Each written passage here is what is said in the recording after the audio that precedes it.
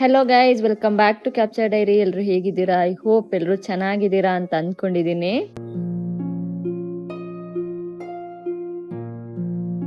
Actually ಇವತ್ತು ಲಾಗ್ನ ಒಂದು recipe ಜೊತೆಗೇ ಸ್ಟಾರ್ಟ್ ಮಾಡ್ತಾ ಇದ್ದೀನಿ. ಇದು ಕೆಲವೊಬ್ಬರಿಗೆ ಗೊತ್ತಿರ್ಬೋದು, ಆಲ್ಮೋಸ್ಟ್ ಮಂಗಳೂರು ಸೈಡ್ ಅವ್ರಿಗೆ ಎಲ್ರಿಗೂ ಗೊತ್ತಿದೆ. ಇದು ಕೆಸ ಅಥವಾ ಕೆಸು ಅಂತೀವಿ ನಾವು. ಅದರಲ್ಲಿ ಅಂದರೆ ಟ್ಯಾರೋ ಸ್ಟೆಮ್ ಇದೆಲ್ಲ ಅದು. ಇದು ಬ್ಲ್ಯಾಕ್ ಕಲರು, ಇದರಲ್ಲಿ ಗ್ರೀನ್ ಕಲರ್ ಕೂಡ ಇರುತ್ತೆ. ಇದು ಆ್ಯಕ್ಚುಲಿ ತುಂಬ ಟೇಸ್ಟಿಯಾಗಿರುತ್ತೆ. ಆ್ಯಂಡ್ ಇದು ಎರಡು ವೆರೈಟಿ ಇರುತ್ತೆ. ಒಂದು ಅಲ್ಲಲ್ಲೇ ಅದಾಗಿ ಬೆಳೆದುಕೊಳ್ಳುತ್ತೆ, ಇನ್ನೊಂದು ಇದನ್ನ ನಾವು ಬೆಳೆಸ್ಕೋತೀವಿ ಆ ಥರ. ಅಲ್ಲಲ್ಲೇ ಬೆಳೆದಿರುತ್ತಲ್ಲ ಅದೊಂದು ಸ್ವಲ್ಪ ತುರಿಕೆ ಇರುತ್ತೆ. ಬಟ್ ಇದು ಬೆಳೆಸಿರೋದಲ್ವಾ, ಸೊ ಇದಷ್ಟೊಂದೇನು ತುರಿಕೆ ಇರೋದಿಲ್ಲ. ಸೊ ಅದರದ್ದು ಪಲ್ಯ ಥರ ಮಾಡ್ತಾ ಇದ್ದೀನಿ. ಇದು ಆ್ಯಕ್ಚುಲಿ ನನಗೆ ತುಂಬ ಇಷ್ಟ. ಸೊ ಇದನ್ನೇನೆಂದರೆ ಫಸ್ಟ್ ಪೀಲ್ ಮಾಡಿಕೊಂಡು ನೆಕ್ಸ್ಟ್ ಒಂದು ಸ್ವಲ್ಪ ನೀರು, ದೆನ್ ಅಂದರೆ ಕಟ್ ಮಾಡಿಕೊಂಡು ನೀರು, ದೆನ್ ಒಂದು ಸ್ವಲ್ಪ ಸಾಲ್ಟ್ ಸೇರಿಸ್ಕೊಂಡು ಇಲ್ಲಿ ವಿಜಿಲ್ ಹಾಕ್ಸ್ಕೊಂಡಿದ್ದೀನಿ. ವಿಜಿಲ್ ಬಂದು ನಾನು 1 ವಿಜಿಲ್ ಹಾಕ್ಸ್ಕೊಂಡಿದ್ದೀನಿ. ನಾವು ಹಾಗೆ ಕೂಡ ಬೇಯಿಸ್ಕೋಬಹುದು, ಪರವಾಗಿಲ್ಲ. ದೆನ್ ನಾನಿಲ್ಲಿ ಅದು ಬೆಂದ ನಂತರ ಇಲ್ಲಿ ನಾನು ಒಂದು ಪಾತ್ರೆಯಲ್ಲಿ ಒಗ್ಗರಣೆ ಇಡ್ತಾ ಇದ್ದೀನಿ.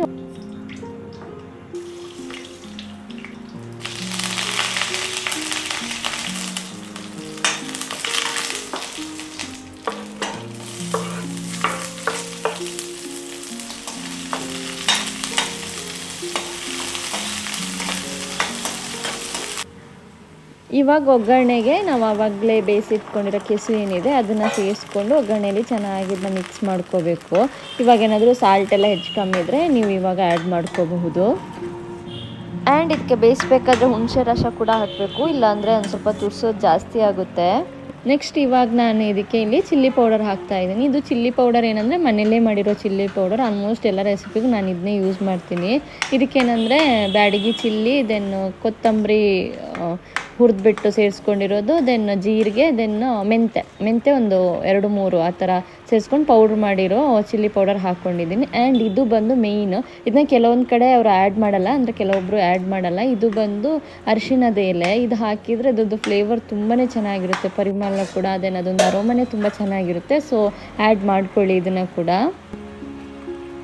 ನೆಕ್ಸ್ಟ್ ಇದಕ್ಕೆ ಲಾಸ್ಟಲ್ಲಿ ಕೋಕೋನಟ್ನ ಆ್ಯಡ್ ಮಾಡಿಕೊಂಡು ಚೆನ್ನಾಗಿ ಮಿಕ್ಸ್ ಮಾಡ್ಕೊಂಡು ಒಂದು 1 ಮಿನಿಟ್ ಅಷ್ಟೇ, ಅಷ್ಟೊತ್ತಿಗೆ ಬಿಟ್ಟರೆ ನಿಮಗೆ ಇದು ಚೆನ್ನಾಗಿರೋವಂಥ ಒಂದು ಕೆಸುವಿನ ಪಲ್ಯ ಥರ ರೆಡಿ ಆಗುತ್ತೆ. ಪಲ್ಯ ಅಥವಾ ಗಸಿ ಏನು ಬೇಕಾದರೂ ಹೇಳ್ಬೋದು. ಇದು ತುಂಬಾ ಚೆನ್ನಾಗಿರುತ್ತೆ. ಬಾಯ್ಲ್ಡ್ ರೈಸಿಗಂತೂ ಬೆಸ್ಟ್ ಕಾಂಬಿನೇಷನ್.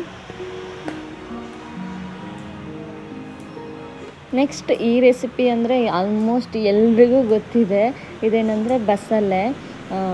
ಮಂಗಳೂರು ಸೈಡಲ್ಲಂತೂ ಜಾಸ್ತಿ ಯೂಸ್ ಮಾಡ್ತೀವಿ ಇದನ್ನು.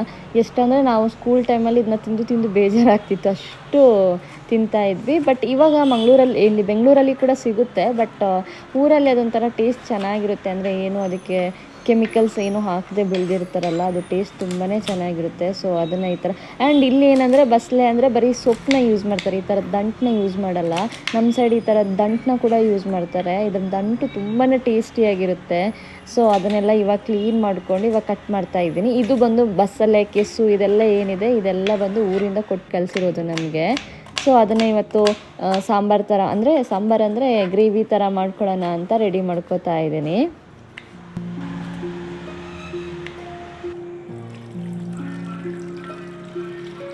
ಇದ್ರ ರೆಸಿಪಿ ಆ್ಯಕ್ಚುಲಿ ತುಂಬಾ ಈಸಿ, ಆಲ್ಮೋಸ್ಟ್ ಎಲ್ರಿಗೂ ಗೊತ್ತಿರುತ್ತೆ. ಬಸಳೆನ ದೆನ್ ಟೊಮೆಟೊ, ಆನಿಯನ್ ಇದನ್ನೆಲ್ಲ ಸೇರಿಸ್ಕೊಂಡು ನೀರು ಹಾಕಿ ಬೇಯಿಸ್ಕೊಳ್ಳೋದು.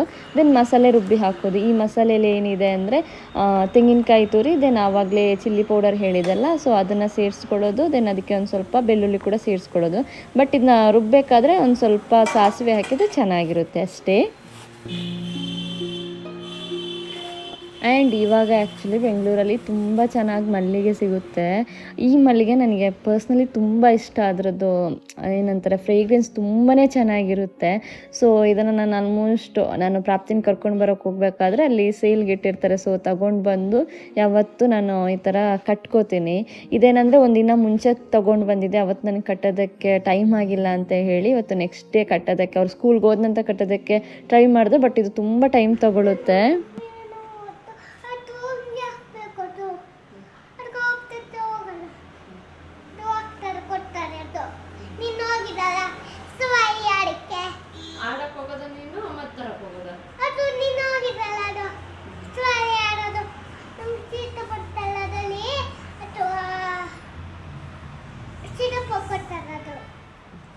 ಕಿವಿ ನೋವು ಕೊಡ್ತಾರೆ, ಅಲ್ಲಿ ಚಾಕ್ಲೇಟ್ ಇದೆ, ನಾನು ತಿನ್ನೋದು.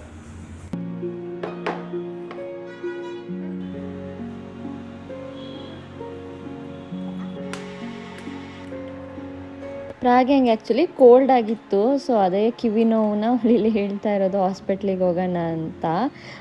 ಅಂದರೆ ಯೂಶ್ವಲಾಗಿ ಕೋಲ್ಡ್ ಜಾಸ್ತಿ ಆದಾಗ ಆ್ಯಂಡ್ ವೆದರ್ ಕೂಡ ಒಂದು ಸ್ವಲ್ಪ ಥಂಡಿ ಇದ್ದಾಗ ಮಕ್ಕಳಿಗೆ ಅದೇ ಥರ ಆಗುತ್ತೆ ಅಲ್ವಾ. ಸೊ ನಾನು ಕಾಟನ್ ಇಟ್ಬಿಟ್ಟು ಸುಮ್ಮನೆ ಅದು ನೆಕ್ಸ್ಟ್ ಡೇಗೆ ಕಮ್ಮಿ ಆಯಿತು.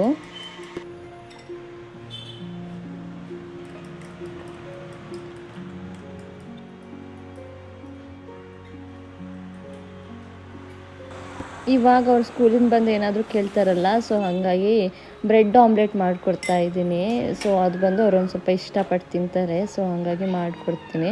ಹಂಗಂತ ಡೈಲಿ ಕೊಟ್ಟರೆ ಅದು ತಿನ್ನಲ್ಲ, ದಿನಕ್ಕೊಂದು ಯಾವುದಾದ್ರೂ ಬೇರೆ ವೆರೈಟಿ ಕೇಳ್ತಾ ಇರ್ತಾರೆ, ಏನಾದರೂ ಹೊಸತ್ತು ಟ್ರೈ ಮಾಡಬೇಕು.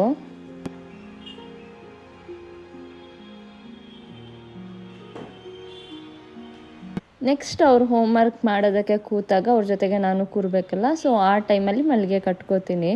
ಈ ಥರ ಫಿನಿಷ್ ಮಾಡ್ಕೊಳ್ಳೋದು.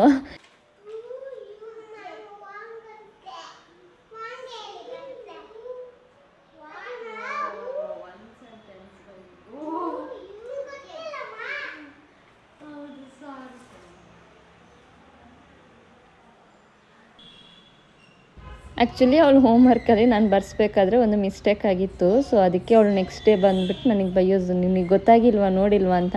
ನಾನು ಏನೂ ಅಬ್ಸರ್ವ್ ಮಾಡಿಲ್ಲ.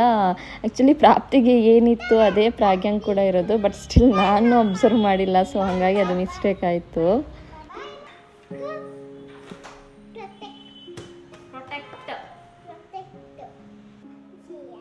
ಆಯಿತು, ನೆಕ್ಸ್ಟ್ ಜಿ ಆಯಿತು, ನೆಕ್ಸ್ಟ್ ಏನದು?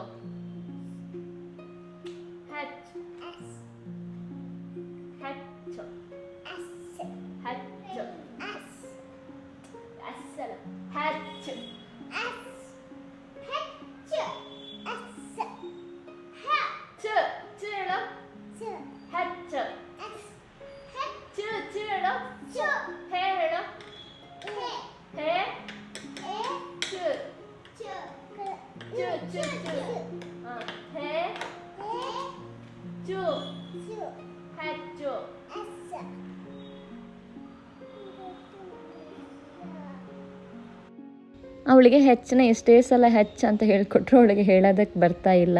ಚಿಕ್ಕವರಲ್ವ, ಏನೂ ಮಾಡೋದಕ್ಕಾಗಲ್ಲ, ಇನ್ನೂ ಉಚ್ಚಾರ ಕರೆಕ್ಟಾಗಿ ಬಂದಿಲ್ಲ, ಇನ್ನು ದೊಡ್ಡದಾದಾಗೆ ಕಲ್ತ್ಕೊಂಡು ಹೋಗ್ತಾರೆ ಅಂತ ಸುಮ್ಮನೆ ಆಗೋದು. ದೆನ್ ಇದು ಬಂದು ನೆಕ್ಸ್ಟ್ ಡೇ ಮಾರ್ನಿಂಗ್ ಬಂದ ತಕ್ಷಣ ನಾನು ಏನು ಮಾಡ್ತೀನಿ ಅಂದರೆ ಫಸ್ಟ್ ಕಿಚನ್ ಎಲ್ಲ ಕ್ಲೀನ್ ಮಾಡ್ಕೊಂಬಿಡ್ತೀನಿ. ಆ್ಯಂಡ್ ನೈಟು ಊಟ ಕೆಲವೊಂದು ಸಲ ಇದೇ ಥರ, ಕೆಲವೊಂದು ಸಲ ಊಟನೇ ಕಮ್ಮಿ ಊಟ ಮಾಡಿಬಿಡ್ತಾರೆ, ಸೊ ಹಂಗಾಗಿ ಉಳಿದಿರುತ್ತೆ. ಇದು ಬಾಯ್ಲ್ಡ್ ರೈಸ್ ಆಗಿರೋದ್ರಿಂದ ಏನಂದರೆ ಅದನ್ನ ನಾವು ನೀರು ಹಾಕಿಬಿಟ್ಟು ಎತ್ತಿಡ್ಬೋದು, ಏನೂ ಆಗೋದಿಲ್ಲ, ಚೆನ್ನಾಗಿರುತ್ತೆ. ನೆಕ್ಸ್ಟ್ ಇಲ್ಲಿ ಬಂದು ನಾನು ಬ್ರೇಕ್ಫಾಸ್ಟಿಗೆ ಇವತ್ತು ಹೆಸರು ಕಾಳು ಮತ್ತು ರೈಸ್ ಇದನ್ನು ಸೇರಿಸ್ಕೊಂಡು ದೋಸೆ ಮಾಡ್ಕೊತಾ ಇದ್ದೀನಿ. ಏನಿಲ್ಲ, ಹೆಸರು ಕಾಳು ಮತ್ತು ರೈಸ್ನ ರುಬ್ಕೊಳ್ಳೋದು, ಅದಕ್ಕೆ ಒಂದು ಸ್ವಲ್ಪ ಸಾಲ್ಟ್ ಕೂಡ ಸೇರಿಸ್ಕೊಂಡು ರುಬ್ಕೊಂಡ್ರೆ ದೋಸೆ ಮಾಡೋದಕ್ಕೆ ಚೆನ್ನಾಗಿರುತ್ತೆ.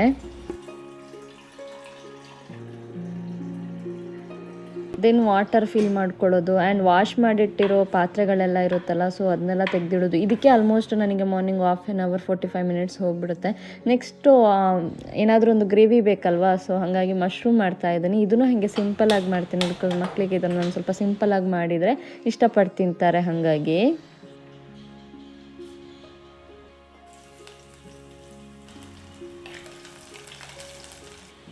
ಮಶ್ರೂಮ್ ಆ್ಯಕ್ಚುಲಿ ಪ್ರಾಗ್ಯಾನ್ ಸ್ಕೂಲಲ್ಲಿ ಅಲೋ ಇಲ್ಲ, ಬಟ್ ಪ್ರಾಪ್ತಿ ಸ್ಕೂಲಲ್ಲಿ ನಾನ್ ವೆಜ್ ಅಲೋ ಇದೆ, ಸೊ ಹಾಗಾಗಿ ಮಶ್ರೂಮನ್ನು ಕೂಡ ಅಲೋ ಮಾಡ್ತಾರೆ. ಪ್ರಾಗ್ಯಾನ್ ಸ್ಕೂಲಲ್ಲಿ I don't know, non veg ಅಂತೂ ಅಲೋ ಇಲ್ಲ. ಕೆಲವೊಂದು ಕಡೆ ನಾನ್ ವೆಜ್ ಅಲೋ ಇಲ್ಲ ಅಂದರೆ ಮಶ್ರೂಮ್ ಕೂಡ ಅಲೋ ಮಾಡೋದಿಲ್ಲ, ಸೊ ಹಾಗಾಗಿ ನಾನು ಅವಳಿಗೆ ಮಶ್ರೂಮ್ ಕೂಡ ಹಾಕ್ಕೊಡೋದಿಲ್ಲ ಬಾಕ್ಸಿಗೆಲ್ಲ.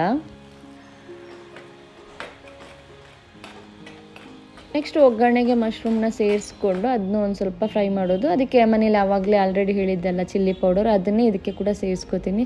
ದೆನ್ ಪ್ರಾಪ್ತಿನ ಎಬ್ಸೋದಕ್ಕೆ ಮುಂಚೆ ಅವಳಿಗೆ ಯೂನಿಫಾರ್ಮ್ ಎಲ್ಲ ಐರನ್ ಮಾಡ್ಕೋತೀನಿ. ಆ್ಯಕ್ಚುಲಿ ಇಲ್ಲಿಂದ ನೆಕ್ಸ್ಟು ನನಗೆ ಅವ್ರು ಹೋಗೋ ತನಕ ಲಾಗ್ ಶೂಟ್ ಮಾಡೋದಕ್ಕೆ ಆಗೋದಿಲ್ಲ, ಅಷ್ಟು ಬ್ಯುಸಿಯಾಗಿರ್ತೀನಿ. ಅವ್ರನ್ನ ರೆಡಿ ಮಾಡೋದು, ದೆನ್ ಅವ್ರನ್ನ ಬಸ್ ಹತ್ರ ಕರ್ಕೊಂಡೋಗಿ ಬಿಡೋದು, ಈ ಥರ. ಆ್ಯಂಡ್ ಇದು ಬಂದು ಮಲೆಗಳದ್ದು ಸ್ಪೆಷಲ್, ಆಲ್ಮೋಸ್ಟ್ ಎಲ್ಲರೂ ಮನೇಲೂ ಮಾಡಿರ್ತಾರೆ. ಆ್ಯಂಡ್ ಇದು ಆಲ್ಮೋಸ್ಟ್ ಎಲ್ರಿಗೂ ಫೇವ್ರೆಟ್ ಕೂಡ ಇರುತ್ತೆ. ನನಗೆ ತುಂಬ ಇಷ್ಟ. ಏನಂದರೆ ಕನಲೆ, ದೆನ್ ಹೆಸರು ಕಾಳು, ದೆನ್ ಹಲಸಿನ ಬೀಜ, ಇದನ್ನ ಸೇರಿಸ್ಕೊಂಡು ಸಾರು ಮಾಡೋದು. ಇದು ತುಂಬಾ ಟೇಸ್ಟಿಯಾಗಿರುತ್ತೆ. ರೈಸ್, ರೊಟ್ಟಿ, ಚಪಾತಿ ಯಾವುದ್ರ ಜೊತೆಗೂ ಇದರ ಕಾಂಬಿನೇಷನ್ ತುಂಬ ಚೆನ್ನಾಗಿರುತ್ತೆ. ಇದರ ರೆಸಿಪಿಯನ್ನು ಕೂಡ ನಾನು ಹಾಕಿದ್ದೀನಿ, ಬಟ್ ಏನಂದರೆ ಲಾಂಗ್ ವಿಡಿಯೋದಲ್ಲಿ ಇಲ್ಲ. ಇದು ಬಂದು ಶಾರ್ಟ್ಸಲ್ಲಿ ಮತ್ತು ಇನ್ಸ್ಟಾಗ್ರಾಮ್ ರೀಲಲ್ಲಿ ಇದೆ. ಸೊ ನಿಮಗೆ ನನ್ನ ರೆಸಿಪೀಸ್ ಇಷ್ಟ ಆ್ಯಂಡ್ ಈ ಥರದ್ದು ರೆಸಿಪೀಸ್ ನೋಡಬೇಕು ಅಂದರೆ ನಾನು ಇನ್ಸ್ಟಾಗ್ರಾಮನ್ನು ಕೂಡ ಫಾಲೋ ಮಾಡಿ ಆ್ಯಂಡ್ ಶಾರ್ಟ್ಸನ್ನು ಯಾವತ್ತೂ ಚೆಕ್ ಮಾಡ್ತಾಯಿರಿ. ಸೊ ಎಲ್ಲ ರೆಸಿಪೀಸ್ ಕೂಡ ಶಾರ್ಟ್ಸಲ್ಲಿ ಮತ್ತು ರೀಲ್ಸಲ್ಲಿ ಬರುತ್ತೆ ಆ್ಯಂಡ್ ಇದನ್ನ ಮಸ್ಟ್ ಟ್ರೈ ಅಂತಲೇ ಹೇಳ್ಬೋದು. ಟ್ರೈ ಮಾಡಿ ನೋಡಿ. ಆ್ಯಂಡ್ ಇದಿಷ್ಟು ಇವತ್ತಿನ ಲಾಗ್ ಆಗಿತ್ತು. ಐ ಹೋಪ್ ನಿಮ್ಮೆಲ್ರಿಗೂ ಇಷ್ಟ ಆಗಿದೆ ಅಂತ ಅಂದ್ಕೊಂಡಿದ್ದೀನಿ ಆ್ಯಂಡ್ ನನ್ನೆಲ್ಲ ವೀಡಿಯೋಸ್ ನಿಮಗೆ ಇಷ್ಟ ಆಗ್ತಾ ಇದೆ ಅಂತಲೂ ಭಾವಿಸ್ತಾ ಇದ್ದೀನಿ. ಇಷ್ಟ ಆದರೆ ಪ್ಲೀಸ್ ಚಾನಲ್ನ ಸಬ್ಸ್ಕ್ರೈಬ್ ಮಾಡ್ಕೊಳ್ಳಿ ಆ್ಯಂಡ್ ನಿಮ್ಮ ಫ್ರೆಂಡ್ಸ್ ಆ್ಯಂಡ್ ಫ್ಯಾಮಿಲಿ ಜೊತೆ ಶೇರ್ ಮಾಡಿ ಅಂತ ಹೇಳ್ತಾ ನೆಕ್ಸ್ಟ್ ಲಾಗಲ್ಲಿ ಸಿಗ್ತೀನಿ. ಅಲ್ಲಿ ತನಕ ಬಾಯ್ ಆ್ಯಂಡ್ ಟೇಕ್ ಕೇರ್.